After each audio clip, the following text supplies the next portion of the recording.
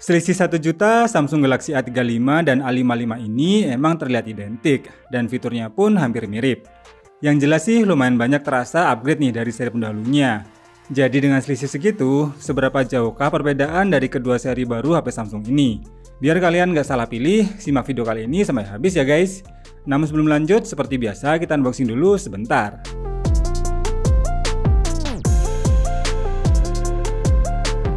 Sebelumnya, terima kasih buat Prima Abadi yang sudah meminjamkan 2 unit HP ini. Tampilan box kedua seri ini memang terlihat sama ya, ada nama seri di atas, sekilas tampilan HP-nya, serta tulisan Samsung di bawahnya. Tampilan tiap sisinya juga sama persis, paling bedanya cuma di varian warnanya. Untuk yang Galaxy A55 ini berwarna Awesome Ice Blue, sedangkan A35-nya berwarna Awesome Lilac. Begitu keduanya dibuka pun langsung terlihat unit smartphone yang masih terbungkus. Lalu terdapat box kecil lagi yang diselipkan pin SIM tray, dan di dalamnya terdapat kabel data USB-C to C, serta nggak ketinggalan buku manual kartu garansinya. Dan ya, sama-sama nggak dapat adapter charger bawaan ya guys. Kita beresin dan lanjut ke hands-on-nya aja. Ini dia tampilan bodi belakang dari kedua seri ini, yang kalau dilihat memang desainnya mirip banget. Tapi untuk feel genggamannya, kini seri A55 terasa lebih premium berkat metal frame yang kini diterapkan di seri ini. Beda dengan seri A35 yang masih menggunakan frame yang berbahan plastik. Namun kelebihannya, beratnya jadi terasa lebih ringan dan lebih nyaman untuk genggamannya. Untuk build quality-nya pun keduanya masih sama-sama terasa solid dan kokoh. Tampilan tiap sisinya juga sama persis, di mana di sebelah kanan ada tombol volume dan power. Di kirinya polos, di atas ada lubang mic dan tempat SIM yang bertipe hybrid. Sedangkan di bagian bawah juga sama, ada lubang mic, charger, dan speaker. Dan setelah dinyalakan, tampilan awal keduanya pun sama persis nih UI-nya, karena sama-sama sudah menggunakan One UI versi 6.1 yang berbasis OS Android 14. Bezel bagian tiap sisinya pun terasa sama ya, dan tentunya sedikit lebih tebal nih di bagian dagu. Layar 6,6 inch-nya ini juga sama-sama pakai Super AMOLED dan mendukung adaptive refresh rate 120Hz. Kualitas layarnya udah sama-sama bagus dan tingkat keterangannya pun mencapai 1000 nits. Ditambah untuk bagian speaker, keduanya juga udah sama-sama pakai stereo. Jadi untuk kebutuhan multimedia udah sama-sama mantap.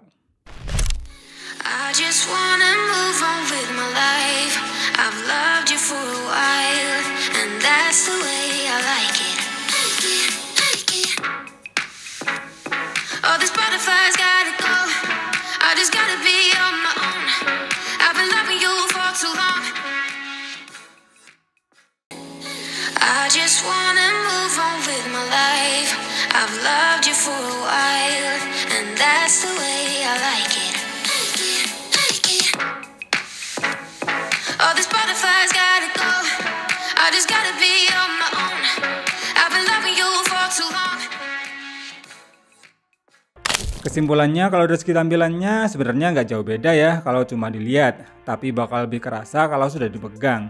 Karena seri A55 sudah pakai frame metal dan berbahan bodi kaca, yang membuat kesan HP premiumnya jadi makin dapet. Nah, yang jelas jadi pembeda kedua seri ini adalah jenis prosesornya, dimana untuk A35 pakai chipset Exynos 1380 dan A55 pakai Exynos 1480. Terus di bagian RAM pun beda nih, A35 masih pakai LPDDR4X, sedangkan A55-nya sudah bertipe LPDDR5.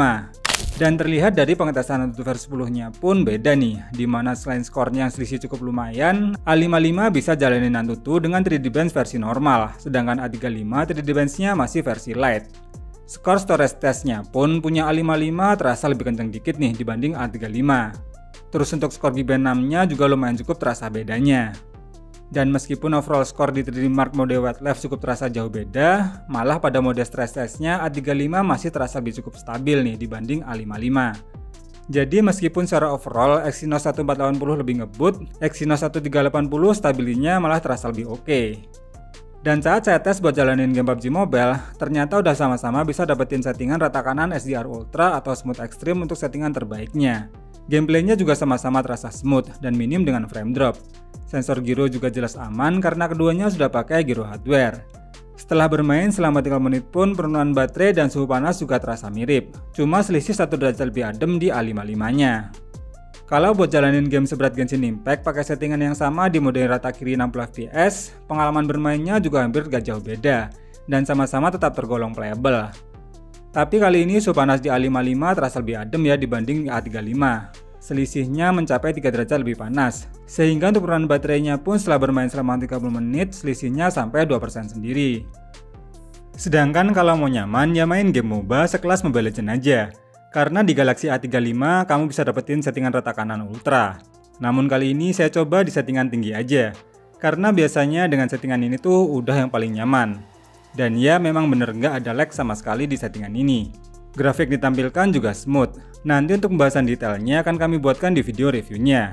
Apalagi kalau yang soal Galaxy A55-nya ya, pakai chipset baru akan seperti apa tuh performanya. Dari segi performa memang beda, lalu gimana untuk kameranya? Dimana kedua seri ini sama-sama pakai kamera utama 50MP ber-OIS. Namun lensa pendukungnya yang berbeda, A35 pakai lensa ultrawide 8MP, sedangkan A55 12MP. Kalau untuk lensa makronya sama ya, yaitu 5MP. Dan di bagian depan kamera selfie-nya juga lumayan terasa beda nih, A35 13MP, sedangkan A55 32MP. Tapi keduanya udah sama-sama bisa merekam video 4K 30fps nih, baik kamera utama maupun depannya. Overall untuk hasil fotonya sekilas terlihat sama aja dan gak jauh beda.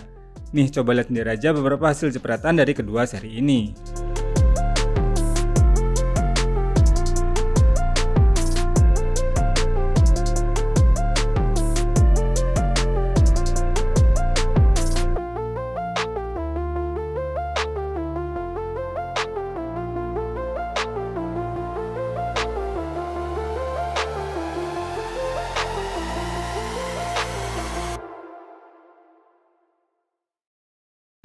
Terakhir bagian baterainya, meski sama-sama berkapasitas 5000 mAh dan didukung pisihan cepat 25 watt, ketahanan punya A55 ternyata sedikit lebih awet.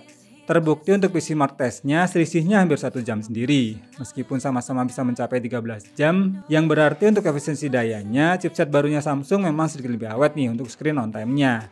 Satu lagi nih fitur A55 yang jadi andalan dan tergolong baru untuk sebuah HP kelas mid-range, yaitu sudah mendukung fitur eSIM yang biasanya cuma ada di fitur HP kelas flagship. Untuk fitur lainnya mirip-mirip aja, seperti fitur NFC untuk transaksi cashless, rating IP67 biar tahan debu dan air, dan sudah mendukung fitur Wi-Fi 6.